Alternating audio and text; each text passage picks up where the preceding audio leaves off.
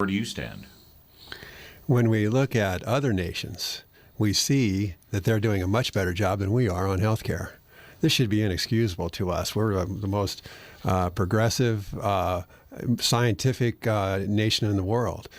And yet other countries are able to provide health care for all of their citizens at a much lower cost per patient than what we do. So finally, after decades of trying, we have come to a comprehensive health care plan in the United States. And the Affordable Care Act makes some improvements, but it doesn't do enough to contain those costs. We know that if you do not have health insurance, you live your life sicker and you die younger than if you do have health insurance. And the Affordable Care Act is projected to cover 32 million more Americans, and it will be a direct benefit to them. So this is people that we know. I mean, that's like 1 out of every 10 Americans is going to directly benefit from being covered, that they're not covered right now. What the Affordable Care Act does not do is take on the enormous expense that we have. And we are the beneficiaries of some excellent research and reporting on this by the National Academies of Science in their Institute of Medicine's study in September called Best Care at Lower Cost. And it details $750 billion a year that we spend on healthcare that doesn't improve healthcare, does not affect the patient, including $210 billion a year on services that they're not needed. And medicine is just not needed. But it's incentive. Our incentives through our fee-for-service system is out of whack. They detail $190 billion a year on administrative overhead that does nothing. That's just a bureaucracy and a counter-bureaucracy that we have rife in our healthcare system. They talk about $75 billion a year in fraud by all parties, patients, doctors, and administrators. Now, $750 billion is being spent, and it's not getting us anything to help the patient, yet it's being received by a lot of Americans. And so to change that, to reduce that fruitless spending, there's going to be a tremendous amount of resistance. But the person who's writing the checks ultimately has the power. And so we can move forward and get our value from our healthcare dollar, but it's going to take, that's where the frontier is. That's where the work has got to be done. And that's where the hard work is. Can Medicare be propped up to where it will still be around when you and I get to retirement age, John? Well, the baby boomers are putting demographic pressure on us, obviously. That's the main problem with Medicare. And we have more money going out than's coming in. And we've got to change that. We need to have more money coming in and less money going out. And let's just be forthright about that. If we really value the program, as I mentioned earlier, we need to take more money in by lifting the ceiling on the employer match on the Medicare payroll tax. And we could have less money going out by increasing the age when we become eligible. This is if we truly value it and want it to be around for future generations. We live longer, we're healthier than we were in decades ago at age 65, and it's going to take some sacrifice, but it's worth it. Rodney, same question. Medicare has to be preserved and protected. I mean, there's no question. And we have to make sure that those current beneficiaries and those that are getting ready to retire see absolutely no changes to what they've expected. Currently, with the implementation of Obamacare, they're going to see substantive changes. $716 billion is going out of Medicare right now just because of Obamacare. That's going to be taken away from beneficiaries, current beneficiaries. Also, Medicare decisions on how to actually pay for services within Medicare are going to be left up to a board of 15 unelected bureaucrats appointed by the president. I don't think that's what most seniors in this country want to rely on to determine whether or not their doctor is going to get reimbursed for the care that he or she provides that senior citizen. We have to stop spending in Washington at levels that we've seen that are historic. You know, the spending by this administration over the last 3.5 years has exponentially risen, even over the last 100 years. when we get leaders in Washington who are able to make some tough decisions on how to reprioritize the way Washington spends money, we'll start to see the deficit go down. We'll put America on that debt repayment plan, and we'll stop borrowing $3 billion a day just to do things like pay the interest on the national debt. And we can take that $3 billion a day and put it towards preserving and protecting Social Security and Medicare, not just for this generation, not just for our generation, but for the generations to come. My children, my grandchildren, your grandchildren. That's what has to be done in America, and that's why we need real leadership in Washington to make that happen, and I tend to be that leader. We need another very short break. When we come back, we'll have our final segment. We'll try and get as much in as we can. Stick around.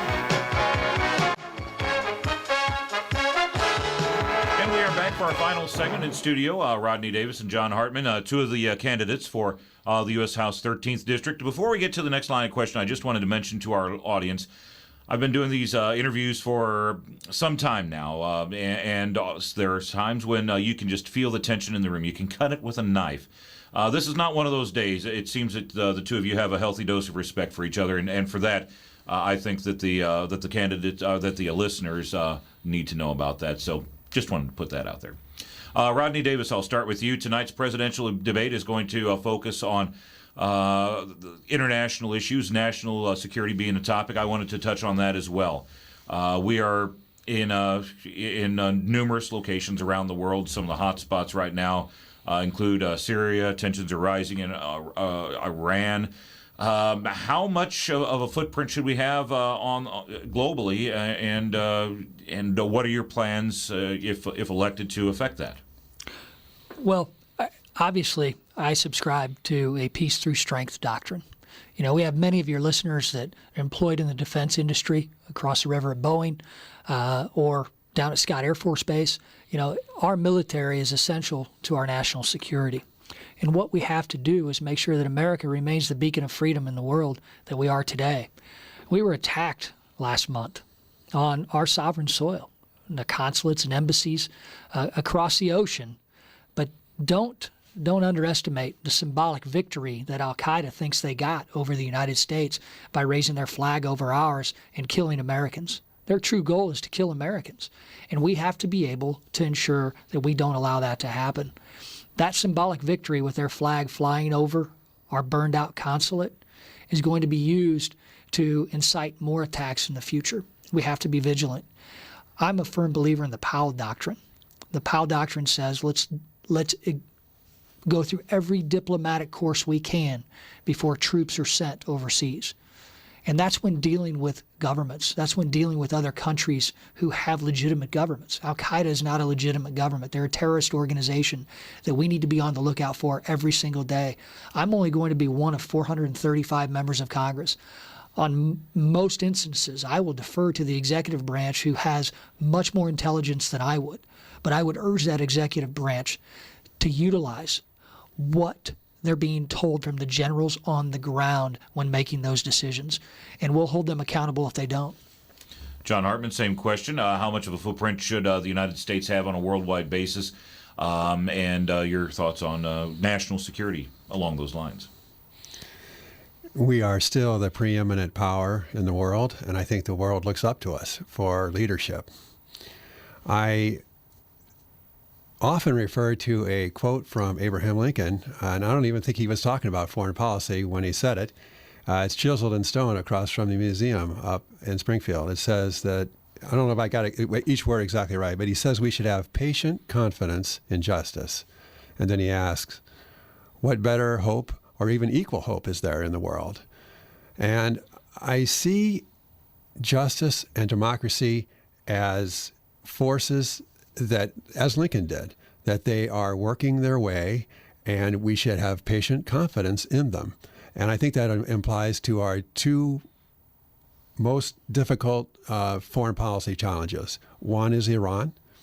I think that Iran has the kernel of democracy within it.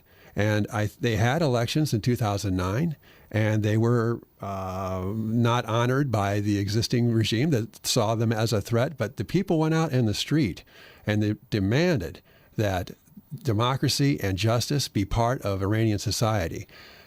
With the internet, with the era of information technology that we have now, it's only going to increase. The younger people are going to continue to put pressure, I believe, on the Iranian regime, and I believe they will reform. And as they reform and become more just themselves, they will become more in tune with the values of the democratic nations of the world. Same thing applies to China. China is going to have a larger GDP than us by about 2030. And if they want to spend more than us on their military, they're going to have that opportunity. But I think that it is imperative that as the preeminent military power in the world, that we manage their rise wisely and maturely. And we are both nuclear powers, and we need to be farsighted and, I believe, patient with the Chinese people, because I think they will also tend to democratize and evolve themselves. I don't think the Communist Party will continue their lock on that country for decades. We're in our final couple of minutes now, and wanted to give each of you a chance, for folks who may not have joined us at the beginning of the show, to pitch your candidacy. Why should people vote for you, John Hartman, come November 6th? My job as a candidate is to stand up and say what I think are the best policies for the nation. It's the job of the voters to decide which one is more in sync with them. My campaign is very straightforward. Is to be forthright, answer every question, answer the questions that's being asked of me, whether it's on the radio or on the front porch, and let people know exactly what I stand. If you're honest, there's strength in truth, and if you're telling falsehoods, there's frailty. So I just tell the people exactly what I want. I know that that's what they expect out of me. And my policies are clearly stated on my website. I have short videos on my website that tell people exactly where I stay and where I stand and what I think is the best way forward.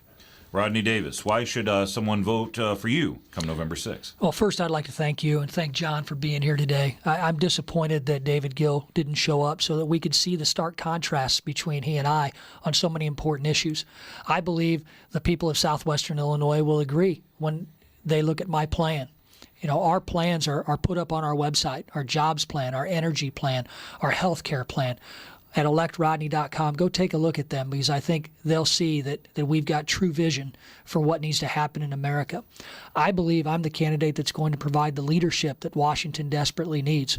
I have experience working with countless constituents on behalf of Congressman Shimkus and community leaders on behalf of Congressman Shimkus. And I'll take that experience, that short learning curve to Washington, and work in a bipartisan way like I have with mayors and leaders throughout this district over my career. I want to make sure that our vision for keeping taxes low so that job creators can actually have certainty they need to grow our economy is taken to Washington and dealt with. I want to make sure that we attack our national debt, put America on a debt repayment plan. And if the New York Times is right, if Obamacare stays intact, we're going to lose 62,900 physicians that aren't going to be able to take care of the increasing amount of patients that they're going to have to take care of. So we need to repeal and replace Obamacare with the solutions that I've offered at our website. I thank you for the opportunity to talk about my credentials. Thanks for the opportunity to discuss the bipartisanship that's needed in Washington. And if I can get your vote on November 6th, I intend to take this leadership to Washington and make a difference. Our guests today have been candidates for U.S. House 13th District, Rodney Davis, John Hartman in studio today. Thank you both for your time. If anyone would like to listen in again, if there is a point you'd like more clarification on and you know what's in there, you can go to altondailynews.com, click on the Listen tab. By 1 o'clock today, it'll be up and running. Share it with a friend. Let them know that their vote needs to be an informed one. And we break now for the noon show. Stick around. It's coming up right after this. This.